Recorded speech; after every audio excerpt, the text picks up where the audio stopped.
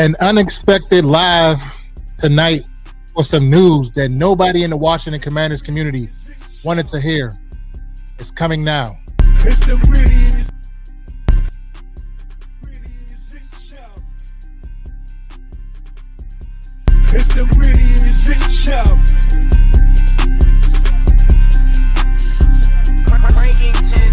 Reedie Zee show.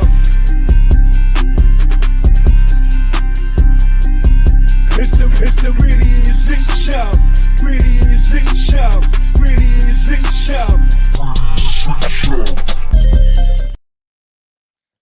Breaking news that nobody wanted to break on this evening after we were just on a high of signing Stephon Diggs 3 days ago. Now we get some devastating news out of practice today, this evening. Laremy Tunsil, possibly gone for a significant time of the season, our starting left tackle with a torn tricep. Damn. It's always something. This one is definitely pause. This hurts for sure. I mean, it's just another test to see how good this team can be. Like, you lose your guy, and all this excitement that's been going around, you know what I mean, how well the offense is doing and all this and that, and to get a blow like this, man, they're gonna have to they gotta step up. They gotta step up. But yeah, this shit hurts. I mean, literally lost for words, not knowing what to say, not knowing what emotions to feel, you know, how to talk. Z, he's clearly shook up. He don't even know what to say. And he always knows kind of what to say in certain situations. But this is crazy. Like, initial reports come out of camp, you know, it was a rep with Odafe Oweh.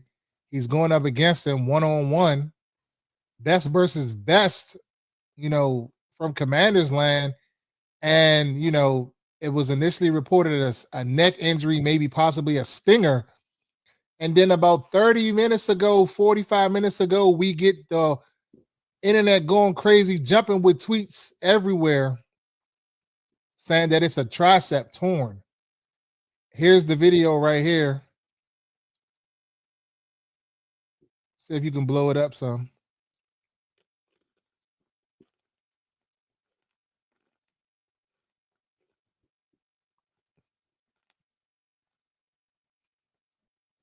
It's not adjusting. Really can't see the coach is in the way, but immediately he starts clutching his arm, and then they pan away. I guess that's what they do out there when, you know, there's an injury or things of that nature, because I don't think they can technically record certain things based off of their PR agreement with the team as it relates to the media and things of that nature. But this is what it was. It doesn't look like anything crazy, anything malicious, anything, you know, dirty. It's just happened. And it sucks. Pain, bro. Pain. It's just pain. So much excitement around Tunsil this year, getting that deal, you know what I mean, having the all season and whatnot. You know, the dynamic duo, you know, what we've been pushing with him and Connolly. Yeah, it's a tough one. I'm sure the guys are hurt right now for sure. But like I said, it's nothing. There's nothing you can do. You just got to step up. Whether that's Wiley, I'm seeing reports about people suggesting moving Connolly to the left because that's where he played at in Oregon. You know, you still got Brandon Coleman, who played left tackle the year in 2024 before we even got Tunsil.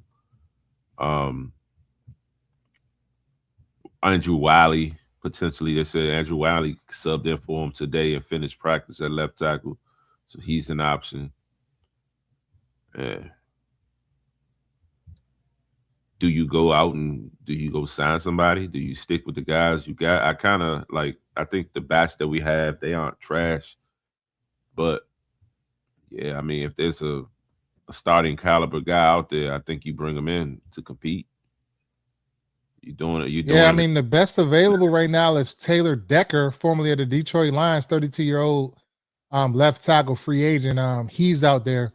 I would definitely, if I was, Adam Peters and Lance Newmark and company, I would be on the phone making calls, trying to bring somebody in here. I'm not confident in. I don't think you move Josh Connolly and mess up what he's been doing the last 2 seasons. You leave him at right tackle. Um, right now, your swing tackle, I guess, is Trent Scott. I mean, he immediately kind of steps into that place, or Andrew Wiley.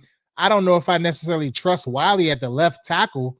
I mean, he struggled at right tackle. So if it was me, I wouldn't. I would go that route. I would be on the phone calling the agent of Decker right now, trying to sign him as soon as possible, or somebody else that they've been kind of scouting, or players that they keep up with, because they have contingencies in place if there is an injury or something, like people that they can bring in. And it can't just be your middle of the road left tackle or journeyman. It has to be someone that has significant starting experience and someone that can come in here and help us and doesn't need a lot of help, like with chipping and things of that nature. Somebody that can kind of hold their own.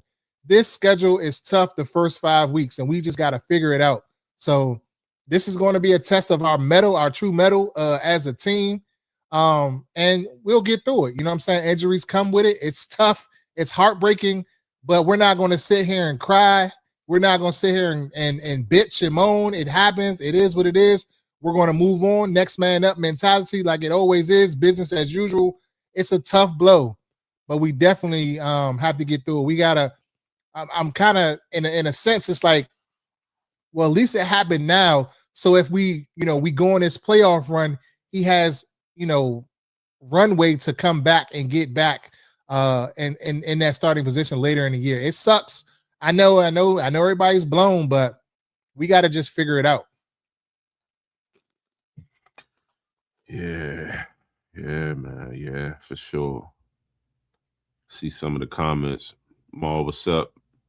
Our first round pick is Josh Connolly Jr. He has to step up. Connolly has to step up now. Z. He was a first round pick who played left tackle until last year.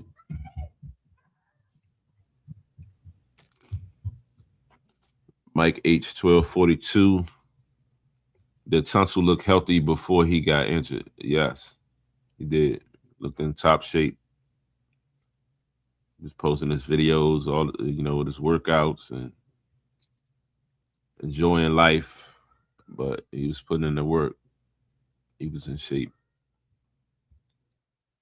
Yeah, on Instagram, Little Gaji said we have so much depth this year, thankfully.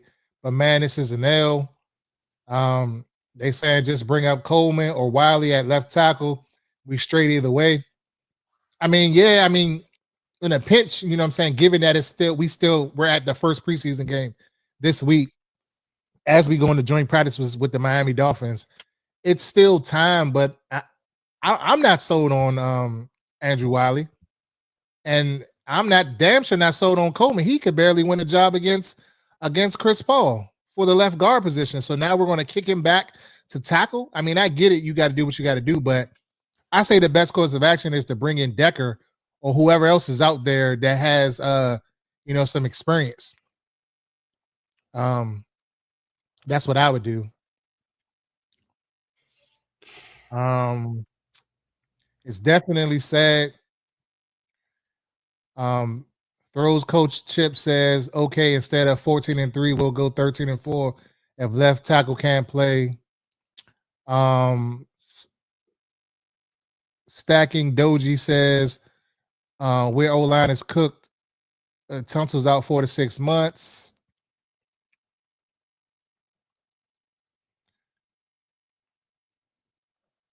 And there's other people agreeing that we need to sign Taylor Decker. They say get Taylor Decker. I mean, that's what I would do. Yeah. Let me pull up some of the tweets. Hold on.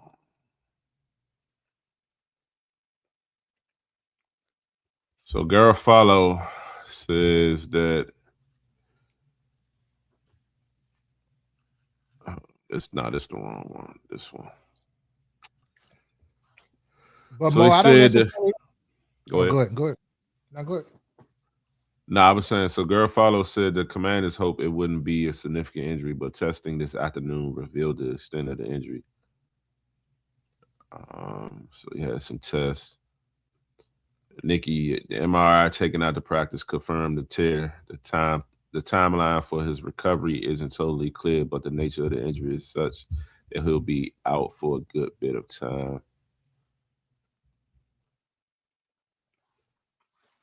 Yeah, I don't agree, Mo. I don't think necessarily that's an inclination of if he can put together a roster or not.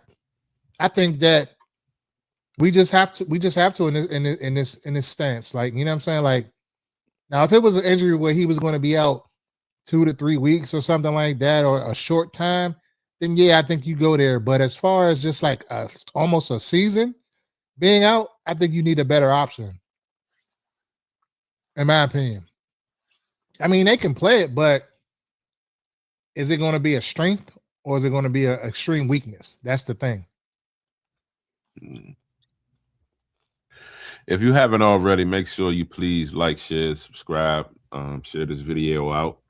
We are talking about Laremy Tunsil. He has a torn triceps for anyone that's just joining in. But yeah, like, share, subscribe. Man.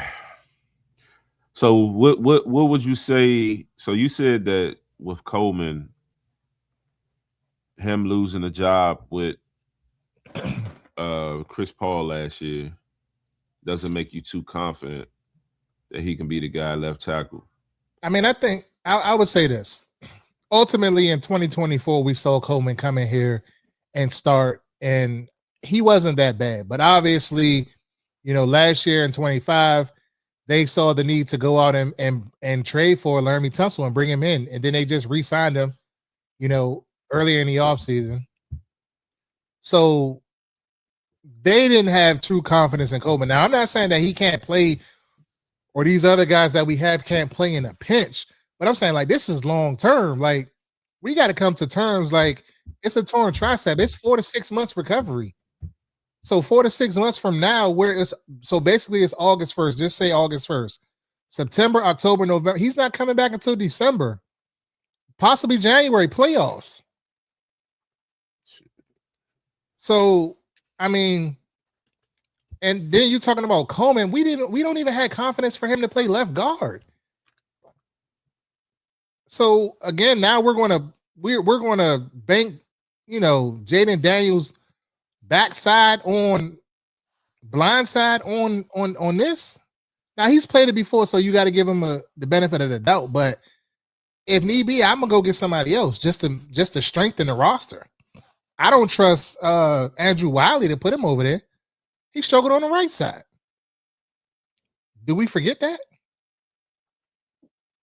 So in the case of not signing someone, and with the thoughts you're saying, the best smart thing would be is to move Connolly, even though you said you don't want to disrupt that. But I mean, yeah, it may be worth moving him it may be. and It may be, Wiley but I being on the don't right wanna, side. yeah, I mean, if they got to do that, but I would rather, if you could, maybe keep him at right. But if you got to move him to left, I mean, and that's what you got to do, then do what you got to do. Yeah. I think they draft. To be honest, I know we got Tunsil, but I think we drafted Connolly. I know they gave him that money, but and when he first got drafted, I felt like he wasn't drafted to be the right tackle forever. Like, he was drafted to eventually potentially fill that role at some point. But I mean, Tunsil's still playing at a high level, so you can't say when exactly that would be, but I think they value him more than just that right tackle. So, or like insurance if something ever happened to Tunsil, in a sense. So we'll see. Because he was a left tackle in college, and he was pretty good at it. I mean, he got him to be a first round pick. I mean, there are a lot of guys, and don't get me wrong, I'm not saying that for him, but there are a lot of guys that are left tackles or whatever, or tackles period, and they get to the league and they bump them down. They be centers and guards and shit. Mm-hmm. So I mean, maybe I don't know. Maybe I don't know how you evaluate a left tackle because I've never played line, so I don't know like how you truly evaluate a left tackle to say if someone is able to play at this level. I don't know what traits and stuff that they need in order to be able to do that. Yeah.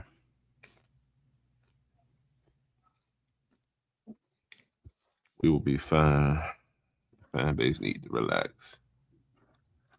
I mean, I would say for me, I mean, rightfully so though. If it is going to be the whole year or not coming back until January for sure, like that's a worry because I mean, yeah, we have people there, but are you really comfortable with that? Like Reed said, long term, over a year's time. So I understand why people is worried. Decker used to play with the Titans. The Lions. The Lions. Mm-hmm.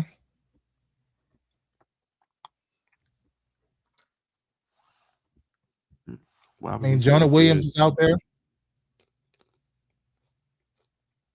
I mean, he's 30. Let me pull up his thing.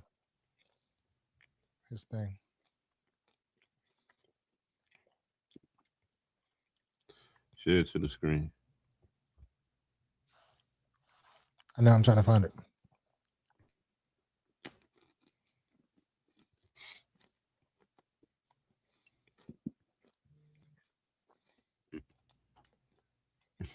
Mars sticking to it. Oh man, Cornelius Lucas, that's my guy. I mean, yeah, Willie, that might be a good idea, Willie. I ain't necessarily think about that because he definitely was when he had to fill in, and you know, what I mean, he was basically like, I felt like he was better than Trent Scott. He was just as versatile as Trent Scott. You know, he had to get in there, get in there, tackle. I felt like he held his own.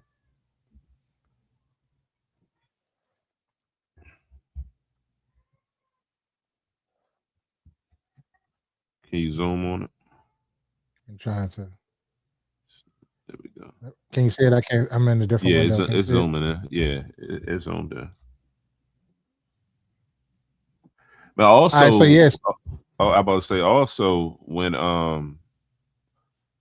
the Browns released Lucas because he signed a deal with the Browns, I think it was like a multi-year deal. When they released him, I had went and like posted him was like, man, go get Luke back. And he commented like on God, like basically like please. So I'm sure there's interest. Maybe you need to repost that. Tag him in it. I'll do that. But yeah, what you was about to say about what you was about to read about Decker? No, I'm just saying basically, you know, I put in best available free agent left tackle and this what came up. You know, all the different like sport track and all them, they're on 2026, so their lists are not technically current. From what I saw. You know what I'm saying? They say he was a reliable anchor on the blind side. He started 14 games in 2025 and surrendered only a couple of sacks and 900 snaps. So it's worth a shot. You might go to Cornelius Lucas route, you know, do that. That's worth a shot as well. Marcy, inquire on Trent.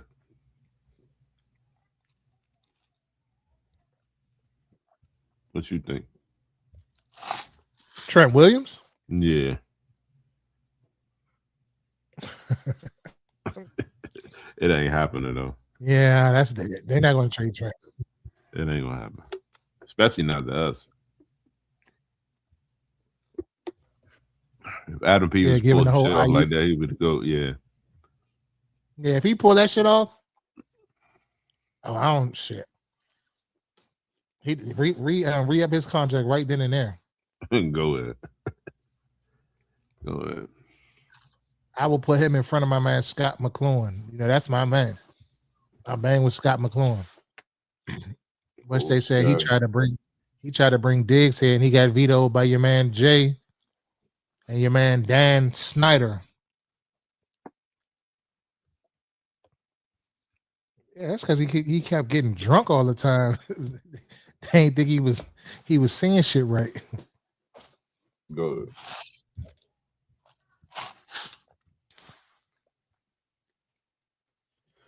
What you got, Z? Come on, yeah, snap about it. This little. It's not. I mean, it ain't really much you can say up until the fact that the guys in the building got to step up, or you mention other routes. I mean, we mentioned Decker, Lucas. We threw Maul threw a Hail Mary at Trent, but in reality, like, I don't think the Trent thing ain't reality. So it's the other options, and it ain't really shit else to say about it for real from there. I mean, the guys just got to toughen up, figure this shit out. They saying put Coleman at left tackle, put Paul at guard, 2024 all over again. They saying Robinson or Decker needs to be looked at, and Cornelius, I agree, he did well for us. Yeah. Saying move Josh and play Coleman. Said move Josh, play Coleman. Yeah, and then he said some dude named Jarvis Courtney's one said need to bring me in, currently a free agent. He said if you got Twitter, all my stuff on there, not the gram. I don't even know who that is. But yeah. So what did you hear today about camp? Fuck camp. I'm not worried about camp. I'm worried about this Tunsil situation. That camp shit ain't gonna make nobody feel no better talking about camp. Like, go ahead. Fuck camp. That shit fucked up everything. You know what I'm saying? Like, I'm on a high. I'm just like, yeah, we on our way, Bobby. Like, just get through, you know what I'm saying? Get to these joint practices, and then this shit happens.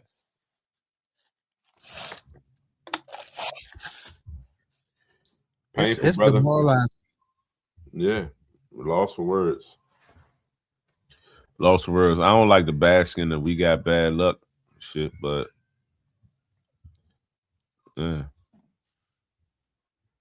Life happens though, so gotta persevere. What are you saying? They pulled it off. What are they saying on the Instagram side? I think everybody's in the same boat. They like Wiley did horrible today. They said and then they were saying they didn't agree with Maul when they said, I don't agree with that. AP can't know if people are going to get hurt about him bringing in, somebody else that could be a left tackle. So they said Wiley. What about Wiley? He did bad today. Yeah. I didn't see that, but he may have. See what some of the reporters are saying. How y'all feeling? Get in the comments and tell us how y'all feeling, or possible people that we can look at in free agency, anybody that we haven't discussed or talked about. But this is like kind of hard to kind of discuss. This this shit is just like, damn, dog. We didn't even get to fucking week 1. And that's a major injury from a significant piece.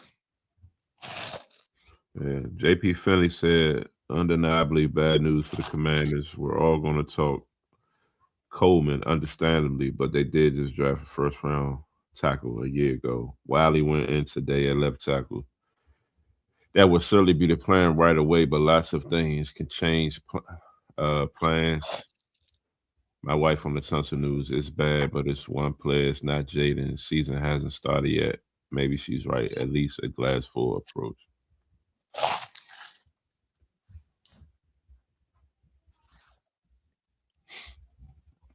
See what some other people saying.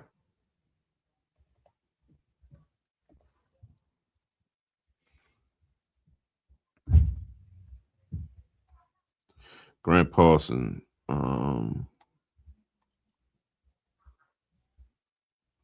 Brandon Coleman should get the first shot at left tackle. He was solid in 24 when Washington got to the MC title game with him protecting Daniels' blind side. Wiley and Trent Scott could also be in the mix. Tunsil is one of the best pass blocking offensive tackles of his generation. That's why he was just given a massive $30 million average a year extension. Here's his PFF rankings over the last 4 years. 3rd out of 95, 4 out of 87, 2 out of 89, 1 out of 87. Here's I just pulled up the list of free agents possible. Now, hold on, I'm gonna take this down. I'm gonna put the other one up for a second. Yeah, I was switching it out. There you go. So basically, Taylor Decker, Jonah Williams, Conklin, formerly of the New York Jets, Cam Robinson, Kelvin Beachum, Note Boom, DJ Humphries is on the list. Cornelius Lucas at the bottom of the list. So I mean, it's worth a shot to bring somebody in. Those are the free agents that are out there at this time. We do got to go. I agree, Herb, to a certain point.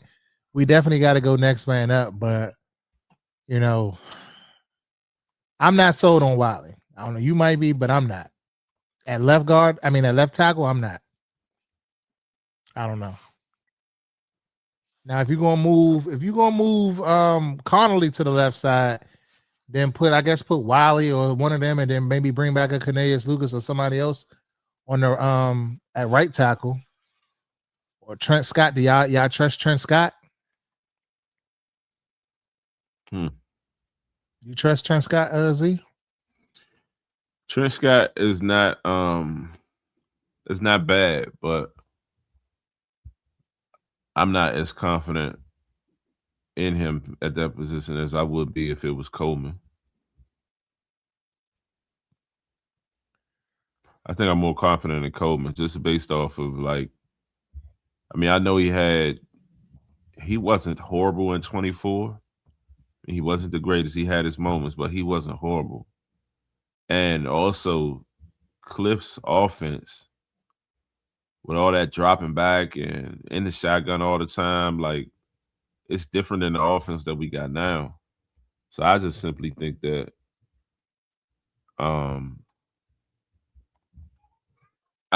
he could potentially do better. I just think he could potentially do better in this offense, the one David Blau's offense, and he won't be. He'll be better. Give him a shot.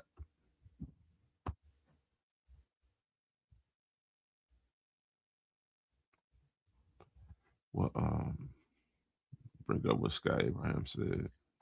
Maul said if we have to go get someone, that means they aren't comfortable with Connolly Jr., who was a damn first round pick. AP, I'm praying Josh Connolly Jr. can play and play well.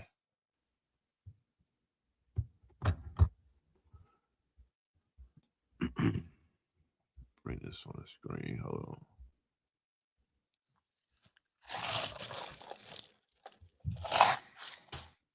Scott Abraham tweeted this out earlier. He asked ChatGPT about Tunsil. Zoom ain't really been. Shit. You got to go up to the yeah. Hold on. He asked ChatGPT what? Hold on. All right. He asked ChatGPT about Tunsil's injury. So he said, "How long does it take a really good football player to return from a torn tricep? For a high-level football player with a complete tricep tendon tear that requires surgery, a reasonable return to play estimate is about 4 to 6 months, with 5 to 6 often more realistic for full contact football. Limited elbow motion, 0 to 6 weeks. Restore range of motion and gradually begin strengthening 6 to 12 weeks, 3 to 4 months. Heavier strength work and football specific conditioning, 4 to 6 months, potentially clear for contact once strength, motion, and tendon healing are adequate."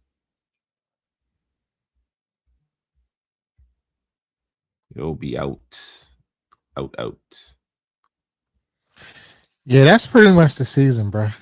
Like, yeah, that's pretty much the season from right now. We probably wouldn't give him shit if we go on a Super Bowl run. Maybe if it goes the latter, pretty much done for the season. Like that's it. So wherever we go, whoever they bring in, or if we keep from within and next man up mentality, somebody gonna have to step up. Somebody's gonna have to step up. Yeah, Scott Abraham also said that he think we have to try Connolly at left tackle. In his opinion, he's the best option. And Wiley Yeah, goes to right I tackle. mean, and so I gave my whole thought on the possibility of him probably coming back, but now it's just like as you get in the weeds of it, it's looking like he's not coming back. So, I mean, right now that's the best option is putting him on the left side, and hopefully he can adjust being back on the left side. And then I guess you bring Wiley or Trent Scott. That's the battle now. But then you got to bring somebody else in as a swing tackle in the event that there's another injury or whatever. So I would say look at maybe if you bring in a Decker or you bring in a Cornelius Lucas, somebody like that, and figure it out from there. But I mean, that's all you really can do right now is that. Yeah. They had like 6 tryouts today. It was a rack of linemen, I heard. I don't know if that was just formality. Yeah, it had to be because Tunsil was in practice. Man. Yeah, they're saying Ambassador 3172 on Instagram said, "Man, we better act fast because we got some beasts in the NFC East." Red Winter Gill _SPF said, "Better go sign Taylor Decker." They're also saying, what we said before, move Josh and play Coleman. They're also saying go get Robinson or Decker, and Cornelius Lucas. Look at them. What else?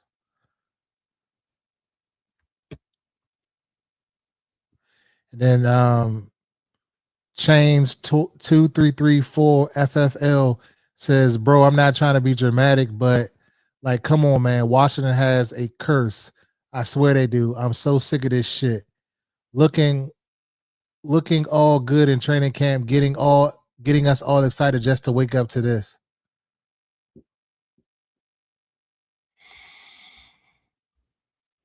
So hold on, this with this right here too. Something else to bring up.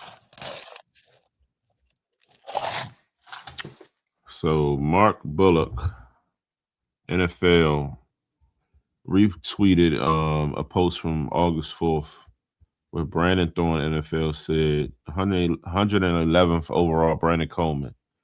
Interesting one here because I see Coleman as being a clear-cut better left tackle than guard, but is without a path to play there. Leaves a little bit of square peg, round hole fit for him. I remain bullish on the upside long term. Then and this basically says Coleman started. I don't know what that is. Coleman started 25 games. Eventually, he filled in for Tunsil. Yeah, he filled in for Tunsil for 3 starts at left tackle. Tunsil missed some games last year. I don't recall. You remember that? I don't He recall. might. He Am might I have. tripping? He might have. 3 games? Also 3 games? Uh, Coleman has looked much comfortable at tackle, dating back to his collegiate days. A lack of opportunity is the issue in Washington, with Tunsil entrenched and Coleman competing with Chris Paul for left guard reps. The TCU product is a wide body blocker with very good mass, length, and athletic ability, giving him the tools to weaponize his reach, establish first meaningful contact, stay attached once latched, and create movement in the run game. He is currently a miscast. Though Washington's under center play action centric structure could help him gain some level of comfort when working inside if God remains his path towards gaining meaningful reps. Yeah, I think the difference in the offense would benefit Brandon Coleman.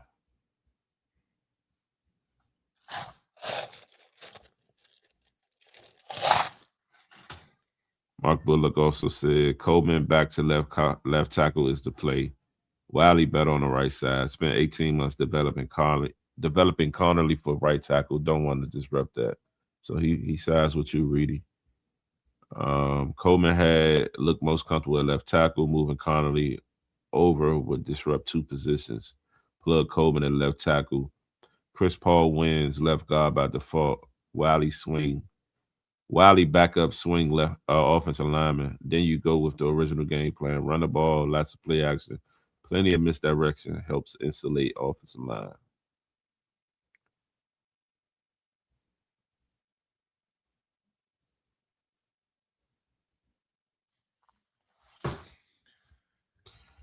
Yeah. Coleman ranked 25 out of 40 left tackles. They saying football guys just hate us. I mean, 2024, we didn't really have any injuries. Last year, we got hit with the injuries. Been doing pretty good for the first 2.5 weeks of camp. No injuries. But everybody that's in here, if you're new to the channel, please like, share, subscribe. Hit the bell notification so you can get other videos like this. Everybody that's on X, that's on there, think about following us on X if you haven't already done so. If you new over there, and everybody on Instagram, come over here to YouTube, to the YouTube side, and watch us on the YouTube side. Now we're streaming to the Instagram because this is breaking news, but we're getting away from streaming to Instagram. So come over here and bring your comments over here to YouTube. Everything is going to really be housed over here on YouTube. But just given the brevity of the situation for the night, I decided to just go ahead and stream it everywhere. But we appreciate it. Trying to see if there's any more tweets out there. Appreciate your first time watching. All right, let's see what Josh is talking about. Please, please, please give us a subscription on YouTube and whatever the other social media platforms are. We're normally a little bit more upbeat, but this is like kind of like draining in a sense. It's a tough break. If you're new and you didn't know, basically Laremy Tunsil is gone for the foreseeable future. But they're still pending more testing, but that's the initial reports. It's a torn tricep, probably out for the season, 4 to 6 months. On everywhere I look, it's saying that is the potential recovery from this injury. Yeah, and I know earlier when it first happened, they were saying stinger, and Josh was one of the first people I saw on X saying that it wasn't shoulder, neck injury, or a stinger. And then the news came out. He said that 5 hours ago, and 4 hours later, The news came out about it being a tricep. He said his belief is that Brandon Coleman starts at left tackle, but Wiley is an option. He was really hoping what he was told wasn't true. Okay, so he made that tweet off of sources. My understanding is that Brandon Coleman is the left tackle for the season. I haven't heard anything about adding another player, but I would personally call Taylor Decker immediately. Has a relationship with Blau and knows the offense already. No brainer. That's facts. Yeah. I mean, I think that's the best option right now because you're going to have to bring somebody in here. And I'm not against bringing in Cornelius Lucas in, but, you know, somebody that's already kind of been running this scheme, you know, traits of it at least. That makes the most sense to me. Yeah.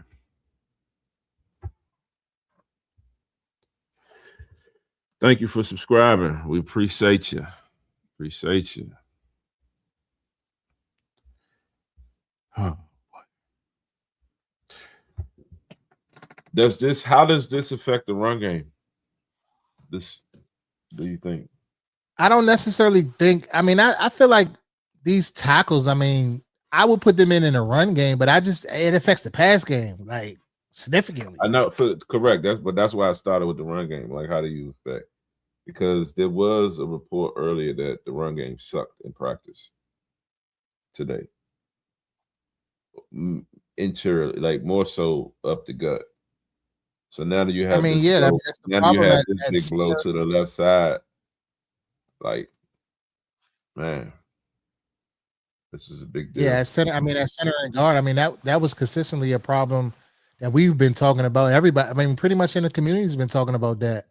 You know, with the injury to Allegretti, like, is this Tyler Biadasz, you know what I'm saying, letting him go? Is that going to come back to bite us?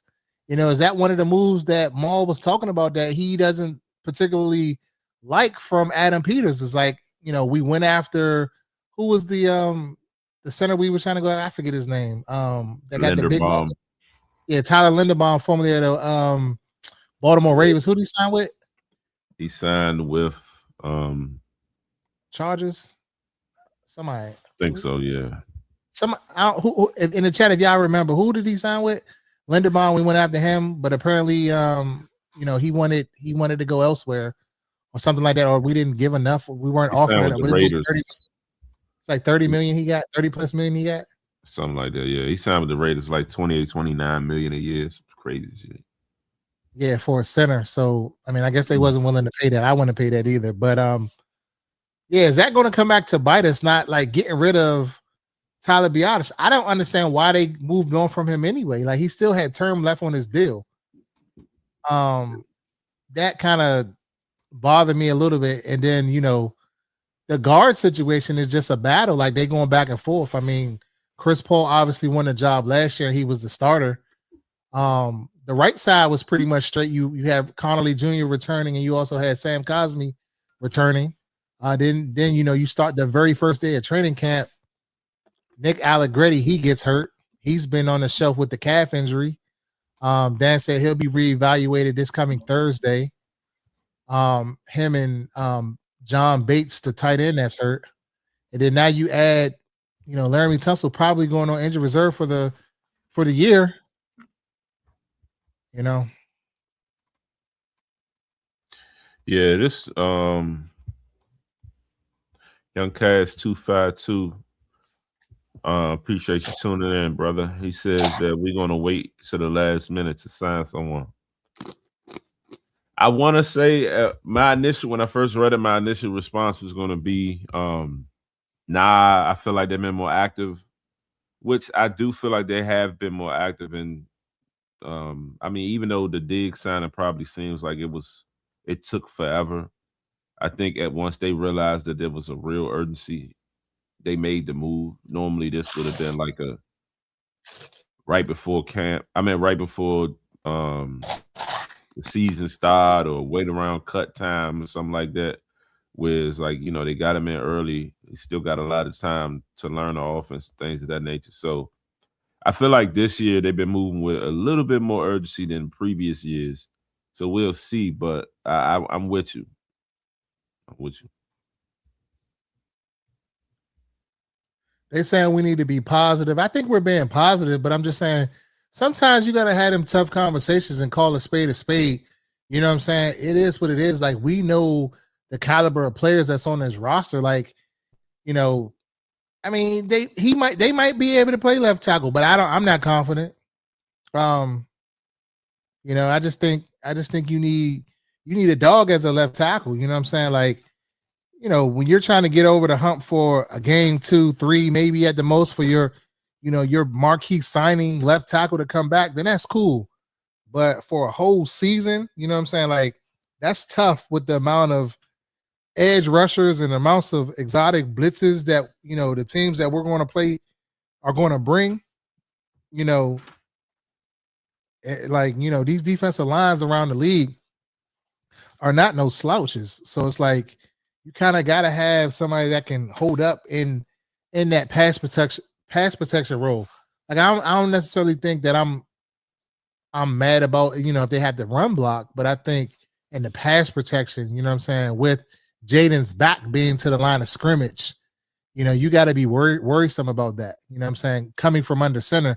So a lot of times his back will be turned and may not see, probably won't see that whoever's flying off that edge, that left edge. So that makes it significantly more important to be able to protect.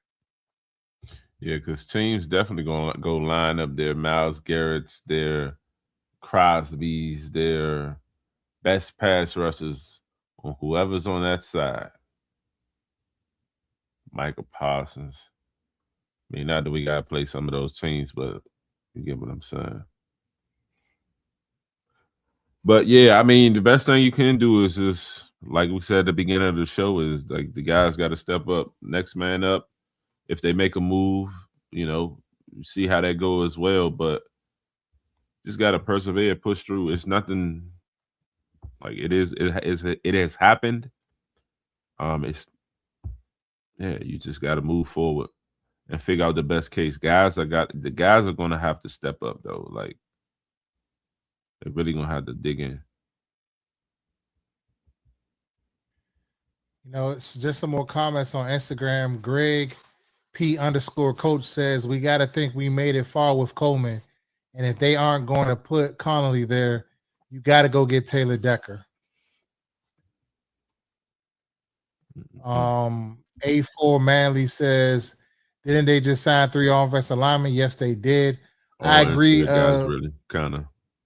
I agree, Coach. You definitely have to, look at Taylor Decker or somebody else. I don't know. Possibly, maybe think about making a trade for somebody. I don't know, because this is a season thing. Jimmy Jump 215 said, I'm bummed out.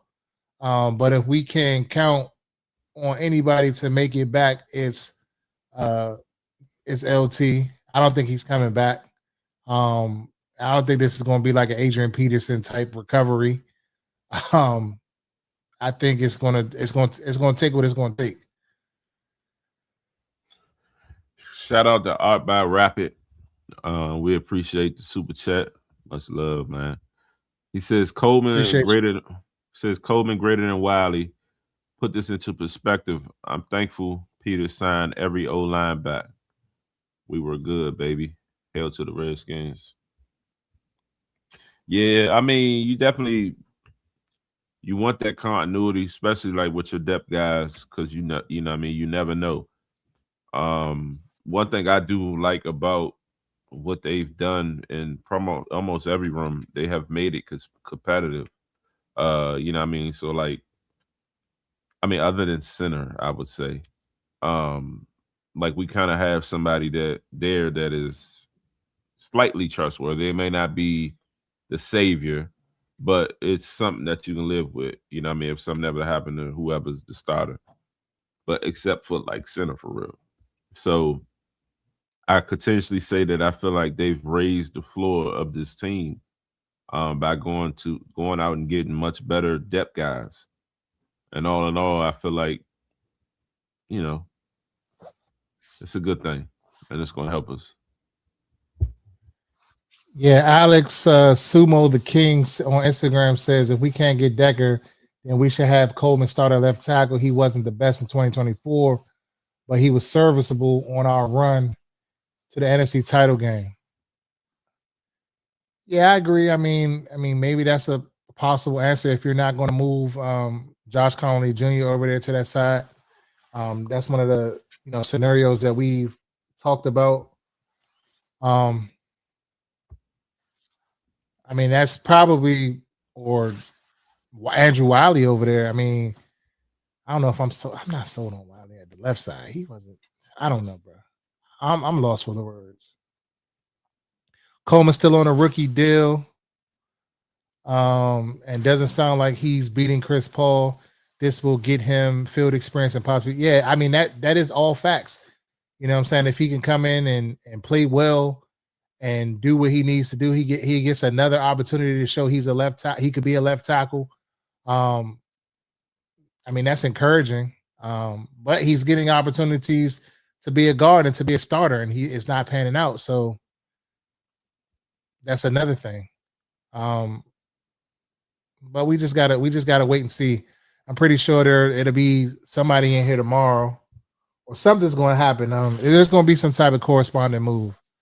Because there's practice tomorrow, correct? No, I don't think it's practice tomorrow. So they're back Monday. Yeah. Yep. Any other comments?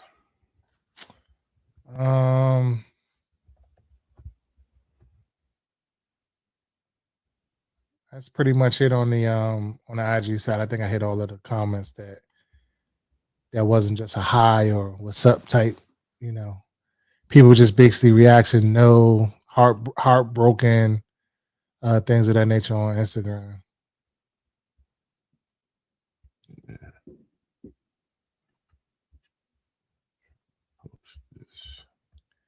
But anything I mean, I guess we could hit some encouraging things from camp since, they don't want to be a Debbie Downer on everything. Well, they said that during camp today, like I mentioned, wasn't able to run the ball. Also, I think I was watching Full Command. Shout out Grant.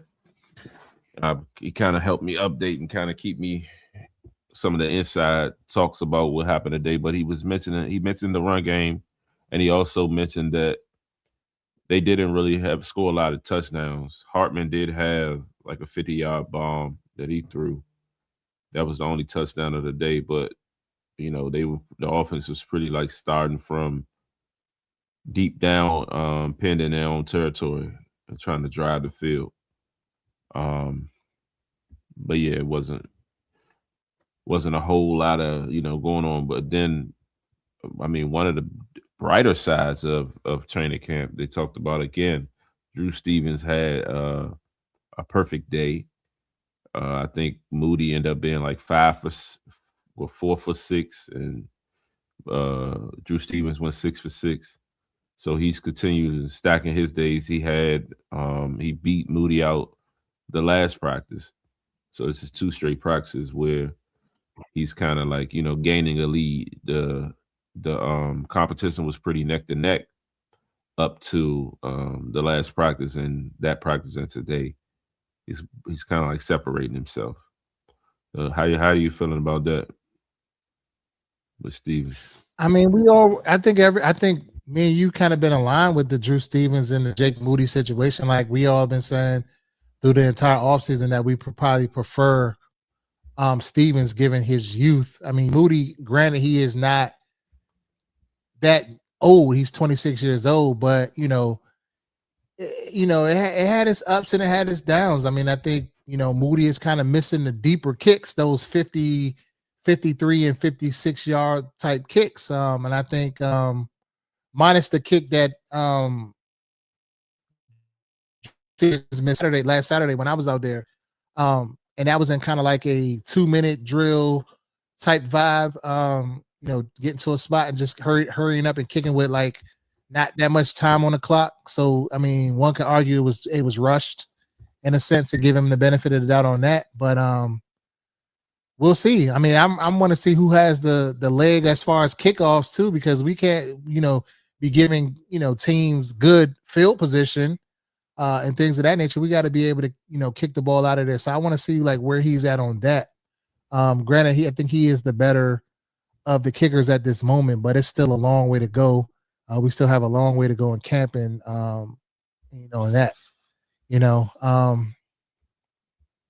other things in camp is just the excitement around Stephon Diggs.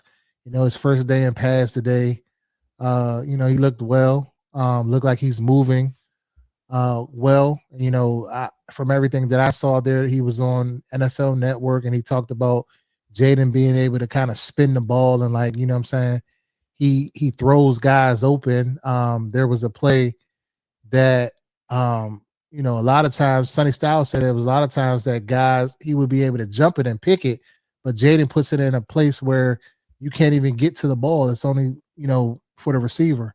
So, that was encouraging to hearing what Jayden had to say about Diggs and everybody about him saying he's coming in, he's ready to work. I was, you hear all the things about Diggs from the outside looking in and you don't really necessarily know. But I thought yesterday when his presser, he really talked well, spoke well. And, I can kind of see why, he does the things he is. He's pretty charming. Like he kind of has that gift for gab, I guess, in a sense. Yeah, definitely. He joked well. He talked about the mics. He was talking about the AC. The bug kept, buzzing around him when he was trying to talk, but he definitely gave like some solid answers to some of the questions, and he got emotional. At the point where I think it was Alex Flum. He mentioned something about being a child, being that child looking at life now, and just seeing him playing for his home team and things like that. And it kind of got him emotional. He talked about his process, his grind.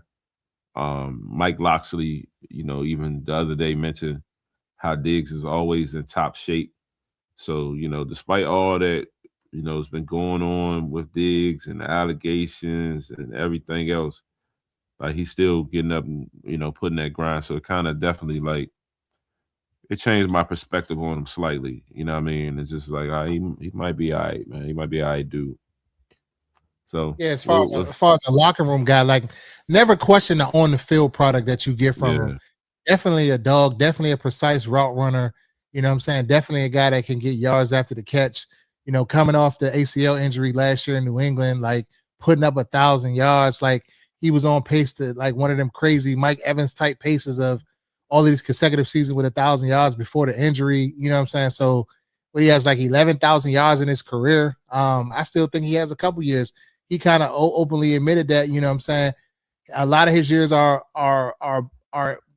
behind him than in front of him. So he's admitting that he's probably only got maybe a couple years left in this league. So that was also good to see and things of that nature. But with that signing, like how are we feeling? Like, let's talk about the wide receiver room real quick. Like this is something that's going to be a continuous debate on the numbers because the numbers have changed since Diggs has, gotten to town out there in Virginia, at, Big Bear AI, sports facility.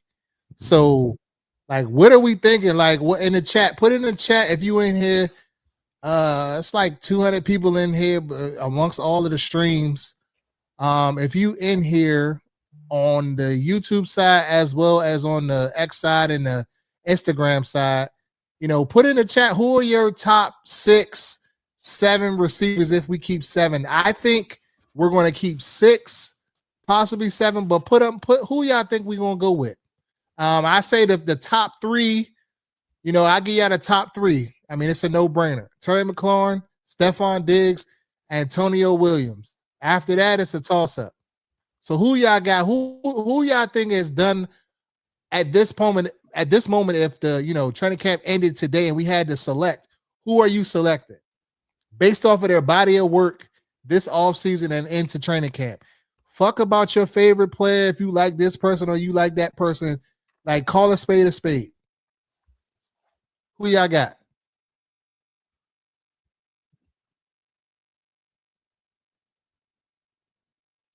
Who you got, Z?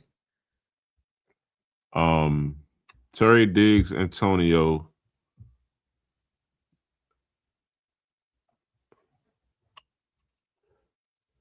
Lane, I hate to say it, but Lane, Luke,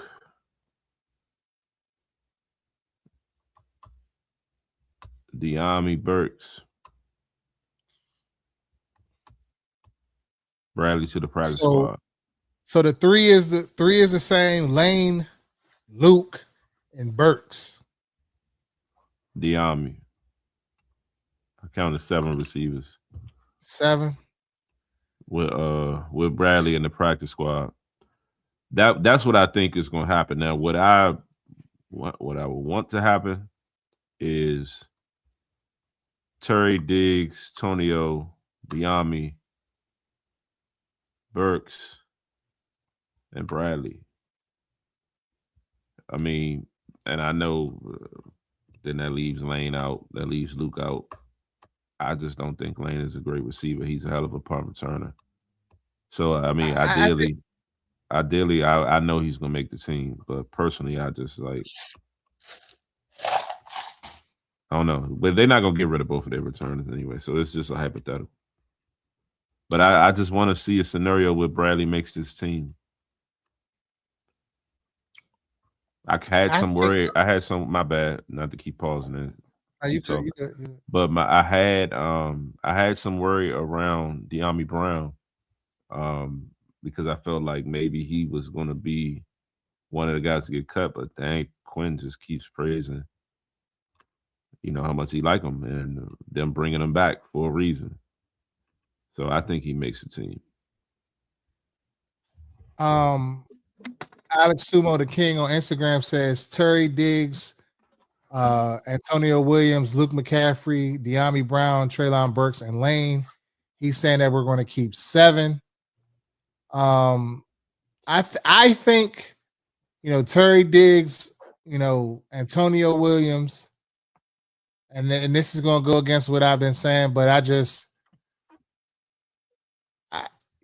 Luke McCaffrey's going to make the team. Like, I just got to come to grips with it. Wouldn't be my choice, but I think that's what's going to happen.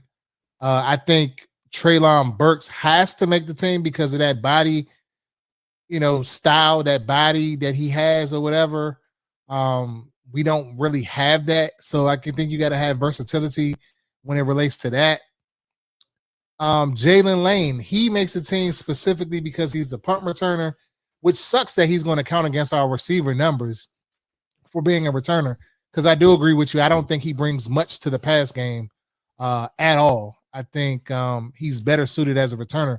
Those 2 punt returns that he broke last year basically solidified him on the roster. And I feel like Luke McCaffrey is in the same bag in a sense, but I feel like he is he's steady Eddie. Like, he's kind of like, he's not going to wow you. He's just going to do the job. You know what I mean? Like, he's going to be a willing blocker. He's going to run every rep hard. He's going to be a hard worker. He's going to do all of those intangible things that you need guys to do. And for that reason, he's going to make the team. That took a lot for me to really say that, because in my heart of hearts, I don't want to see him make this team. But I got to call a spade a spade. I got to keep it 100. I think that's what's actually going to happen. I would rather Van Jefferson make the team. I think he gives you speed. He gives you that downfield element that take the top off the defense. He hasn't been dropping no passes. He's been doing everything he's supposed to do. But I think it's just a numbers game, and I just think he's going to get the X for that. And I would say try to find a way to get Jalen Bradley on the practice squad, because I don't want to lose him. But we'll see. But I mean, it's tough. It's too many for 6 or 7. I think it's going to be 6 versus 7. So somebody else might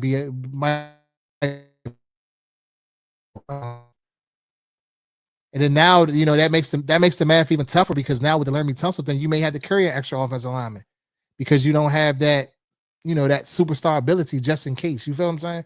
So that's another thing that we got to think about when we start talking about things like keeping extras in other rooms. Like, because I think maybe they only carry two quarterbacks on the roster. They've been carrying three. But from what I've seen, Killer Commandus and Hartman haven't done enough to Hartman ain't even going to sniff the roster. He's going to be on the practice squad probably, or move on from him.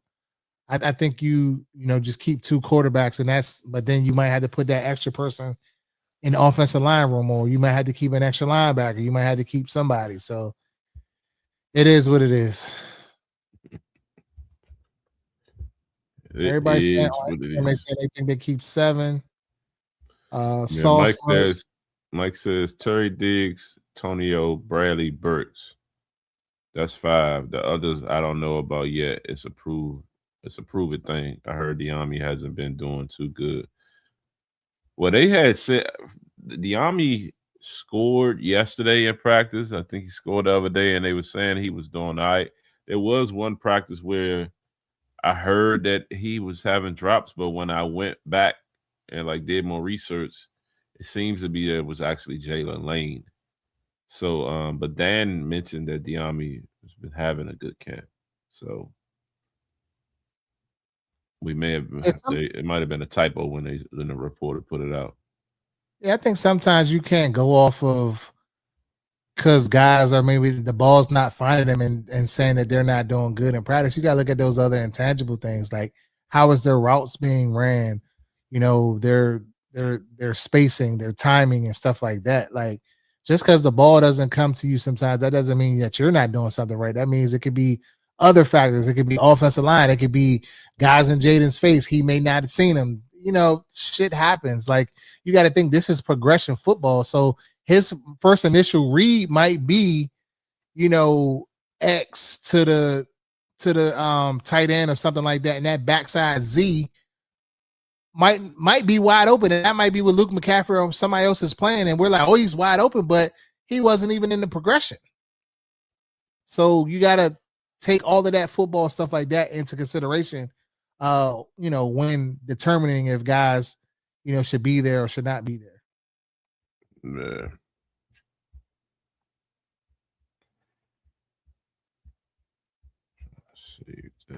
I think, as obviously he's asking about the running backs. I think obviously it's Bill. Bill is the number 1 back. I think the number 2 is going to be Rachaad White.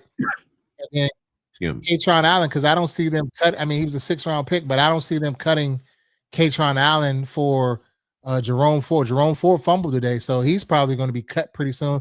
That's the first time I heard of him in camp since he was on Linnell's video, and I'll keep saying this, asking about wings and fucking ranch or blue cheese. So, hey, it's a formality. He's probably going to be up out of here. Jeremy McNichols probably be the practice squad player.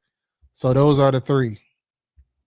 Ain't nobody else in camp to kind of push them. Chris Hilton Jr. was cut today, a wide receiver. So, River Carecraft or whatever his name is, he's probably going to be next. Mm-hmm. But we'll see. Yep. Man, shit is tough. I just can't stop thinking about that. What's your name? It's football, man. Got to move on. It wasn't. I ain't even gonna side because I'm not wishing injury on nobody, but it's tough. It's tough. Yeah. But I think we'll be all right. I think if they go out and they bring in Decker or whoever they bring in, they got to bring in somebody. They saying trade for Walker, Little, other guys in Miami. Trade for who? Walker, Little, or the other guy in Miami. Oh.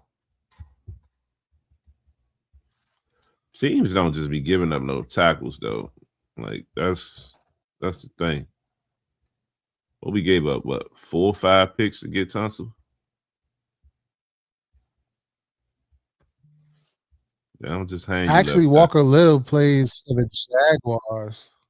He's on the Jaguars roster right now. But then they're saying 4 hours ago, Jaguars' latest roster move could be a trouble sign for Walker Little's health. Whatever that means.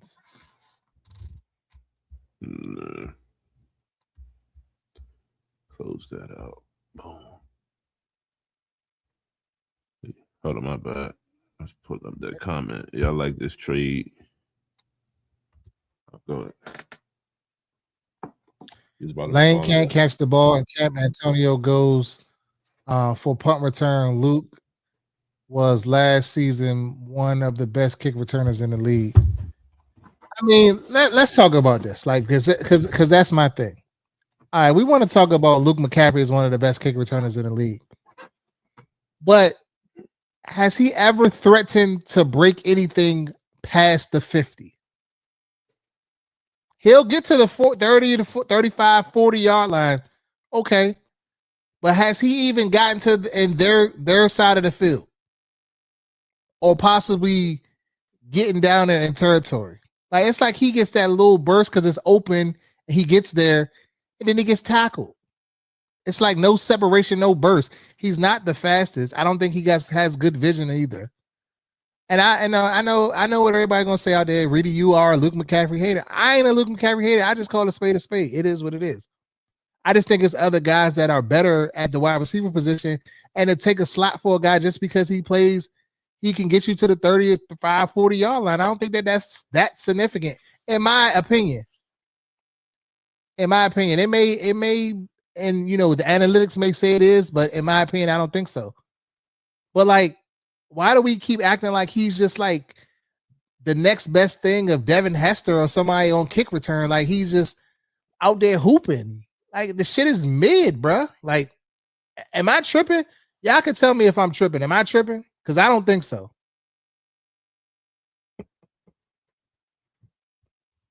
And I'm scrolling in the comments. I'm waiting.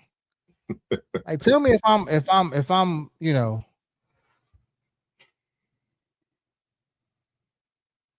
mid as fuck. You talking? Young Cash says same. I don't think Luke is that good. Mid as fuck. You talking facts? I appreciate y'all, because sometimes in these comments they be making it sit like glazing this nigga like he just that. I mean, he okay. He got those intangibles, those work hard, hard work, dedication, you know what I'm saying? Get it out the mud type mentality, but he don't wow you in nothing. He don't wow you in blocking. He don't wow you in, they say he catches everything. Okay, granted, he catches it. He is open, but do we know based off of progression, quarterback play, is he in the progression, or is he just out there as a decoy, or what? He may be open, or guys may see something else, may come off of him to go somewhere else that is, a more of a what they're trying to protect. We don't know. I think it's nepotism at its finest, me being honest. Because if it was anybody else that didn't have a McCaffrey name, y'all be talking about, get him the fuck out of here. He is ass. Clip it. They would. The whole base would be like, he's some shit. Get him up out of here. If I'm being honest, Trey Quinn is another example, a guy. Thank you, Mike. I appreciate that, brother. I'm just. Hey, Mike, don't let him fool you. Trey Quinn was his man, though. Trey Quinn was my man. That was my man. I ain't gonna lie to you. And Trey Quinn was his man. I always and this is gonna sound like, I don't want this to sound like it's a race thing, right? Because this is not. But Reedie always has a soft heart for the white wide receivers, don't I? Mm-hmm. A soft heart. I be giving them the benefit of the doubt because I be feeling like sometimes, from an athlete standpoint, they're kind of behind the 8 ball a little bit. And I be wanting to see him win, me personally. You know what I'm saying? So it ain't one of those things where some people, the Caucasians in the fan base or whatever the other races, would be like, oh yeah, you just want a black dude. Like, nah, it ain't even that. I'm just calling from pure production. Yes, last year he was on the rise before he had the collarbone injury. He was on the rise. He has shown doing some things, but I'm just thinking like it's not that good enough. What do you say? Ain't no little bit. Keep that shit. Yeah, I'm just saying.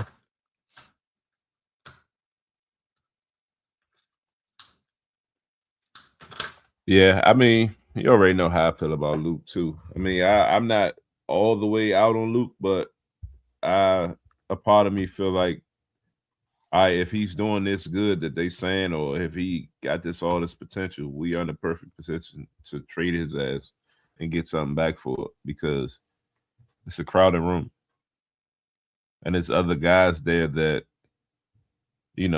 that they like too. I mean, sometimes you gotta sell early before you want to. That's my opinion. Abu Khanis on Instagram said Luke shit mid wings. Slim, he not on nothing. But everybody, I mean, a lot of people, I mean, the content community seems to be, I think I'm the only one I feel like I'm the outlier. I'm the only one in the community be saying, get his ass out of there. And I told you that I think he's going to make the team just because it's for whatever reason. But I'm just saying, like, why? Like, I don't know. If you start a team today, you going to say, oh, that's my kick returner because he gets to the 35 or the 40? Like, that's the only thing he can hang his hat on. That's it. But I feel like we got other guys in the room that can fucking play kick return. You got Rashad White. You can put him back there. Put Bill Lass back there. I mean, yeah, they're playing significant parts on the offense, and I get that you want to put a guy that's kind of like lower down on the depth chart. So, okay, cool. You know what I'm saying? But I don't know. But this ain't the show about Luke. The Luke McCaffrey really wants to get him the fuck out of there. But I'm just saying, like, I don't understand why y'all be so sold on this nigga.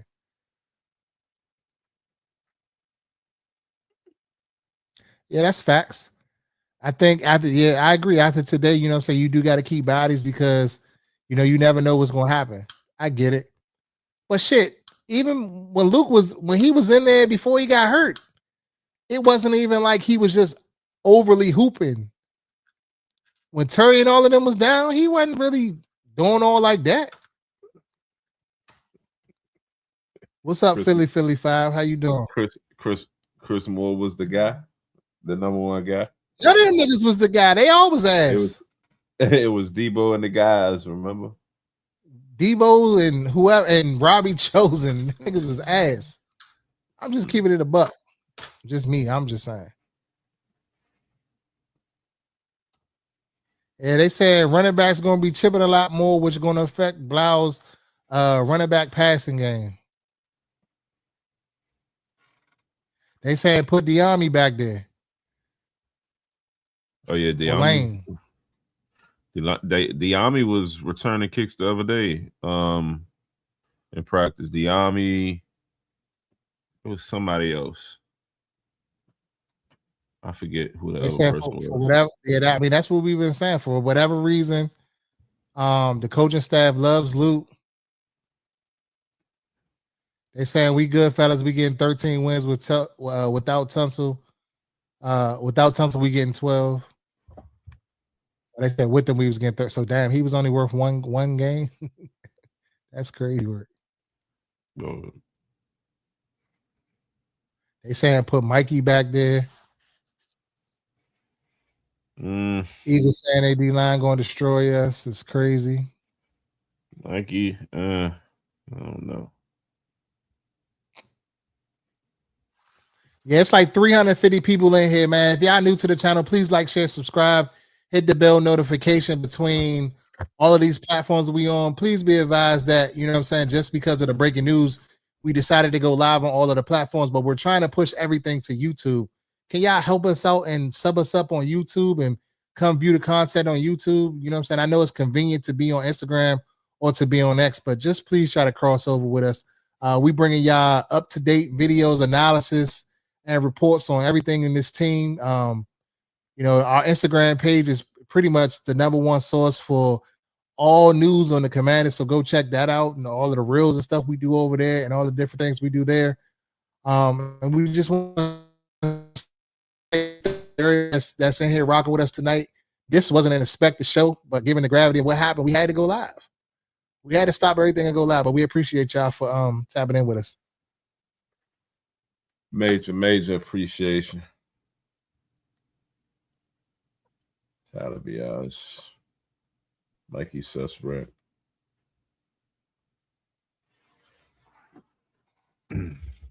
Anything else? Channel on YouTube. Anything else came out since we talked? Since we started. They said put Van Jefferson speedy self back there. I mean, that might be a way for him to make the team.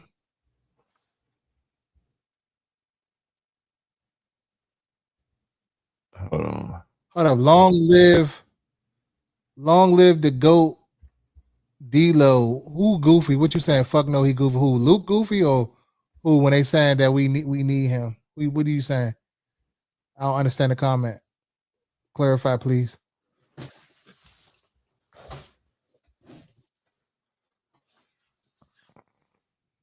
This one.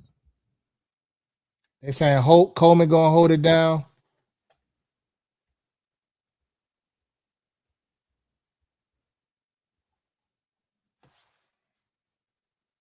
Where that button at?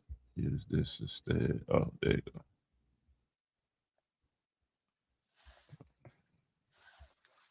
I guess the people that don't really fuck with Luke is in here today because I ain't really hearing nobody. Ain't nobody really in the comments arguing saying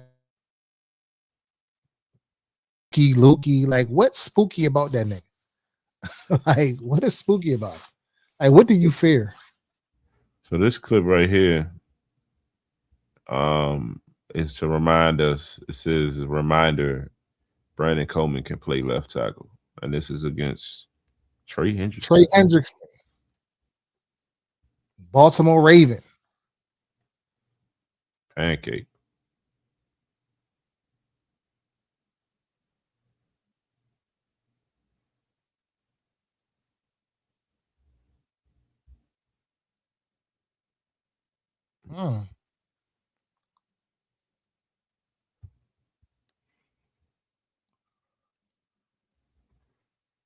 I don't know about that last stunt. I'm waiting for it to come back on the loop, but that last stunt, he looked like he gave that up, even though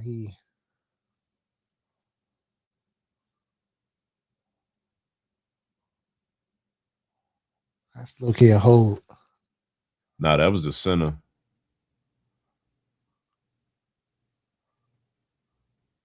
I'm talking about the one where Hendricks came out the middle and he hit Jayden. That was I think that was the center, and it looked like it was Allegretti and not Biadasz. I think it's this next play. Oh no, Allegretti was. It was two. Yeah, it was left guard. It was Allegretti at left guard. Yeah. They had the numbers. Yeah.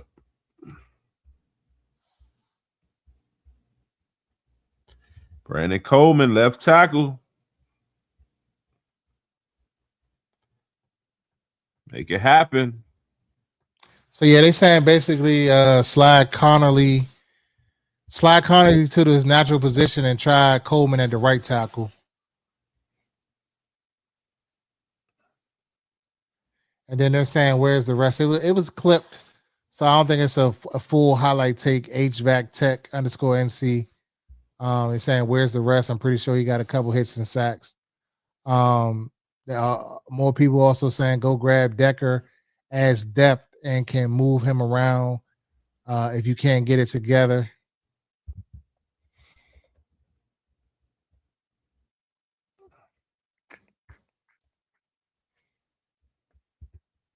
Cool. Yeah. Anything else on camp before we go? Nah. Just to kind of run through some of the tweets that was out earlier. Yankov had another one-handed catch, doing positional drills. Offense worked from the back of the end zone. Jayden threw a dime to Burks on the sideline over Mikey. Burks couldn't keep his feet down. Rasul Douglas read Mariota and came down on the pass, almost picked it off. Would have been an easy pick six. Stephon Diggs with a big catch on a route, quick release, sharp cut, plucked the ball out of the air and got upfield quick. The defense was on fire. And these are all from Josh Teller. Shout out Josh with the notes and the tweets earlier during camp. They say Josh tapped into the tower because he's one of the only people who can get his tweets out while during practice. Chason had a sack on Jayden. Jayden still threw the ball deep to Terry. Amos locked him down. Also, Amos went out today with an injury as well. They didn't really say what the injury was, but yeah, he quietly left off the field today with an injury. So it's supposed to be some updates coming out about him. Terry continues to have strong practices. There was a one-time Diggs set in the defensive zone, picks up a big game on a deep curl route.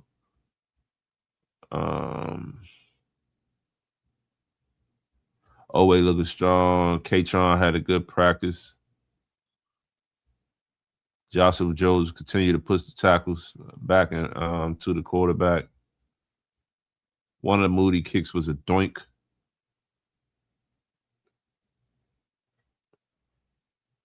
Sonny Styles getting more reps with the green dot, doing a great job communicating with the whole defense. Mikey had a nice pass breakup on a route to Van Jefferson.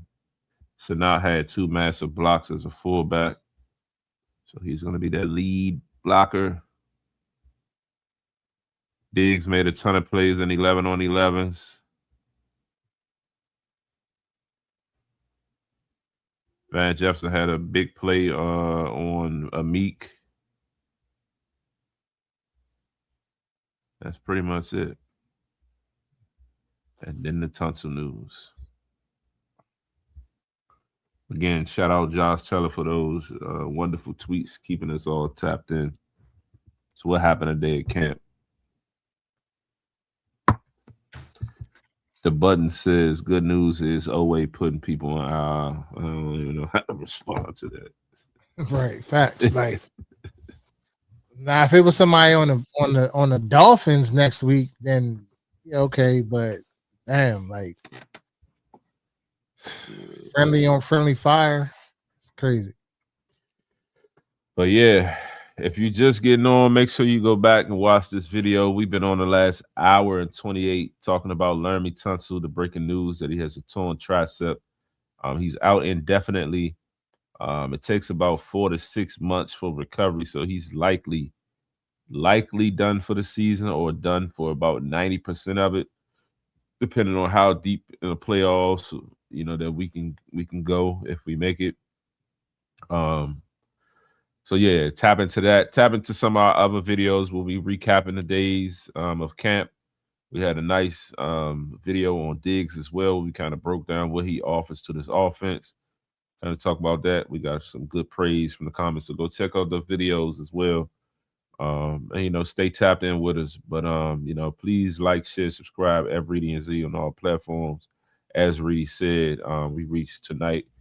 On all the platforms, we reached over about 350. So y'all stay tapped in with us, and tell a friend about Reedie Zee. And then also, real quick before we go, Virgo shit 237. They said it's clear who's going to win the kicking battle. And then King _Dave 1958 on Instagram said who's going to win the kicking battle. We talked about that previously in the show, so go back and listen. But pretty much we think it's going to be Drew Stevens. We gave the reasoning why, things of that nature.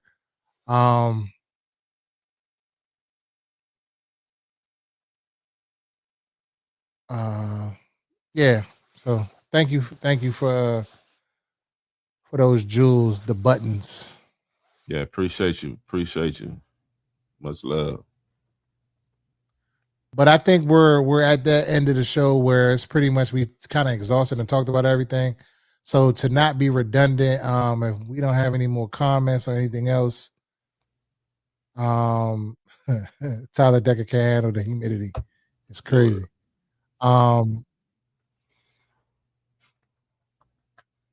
Nothing else on the Instagram side. Everybody's pretty much tapped out on that. So yeah, this is a good place to end. But be on the lookout for, like Z said, any other videos, and go back and look at those other videos that we had of Kent when you get time on what's it called, YouTube, at Reedie Zee on YouTube. And if you are not subscribed to our YouTube channel, please subscribe. If you're on Instagram, please subscribe too, because like we said, we're going to stop broadcasting on Instagram. We get a lot of traffic on our Instagram, but we're trying to funnel everything to YouTube. But yeah, if you don't have anything else, I ain't got nothing. Reedie Zee, over and out. Reedie Zee Show.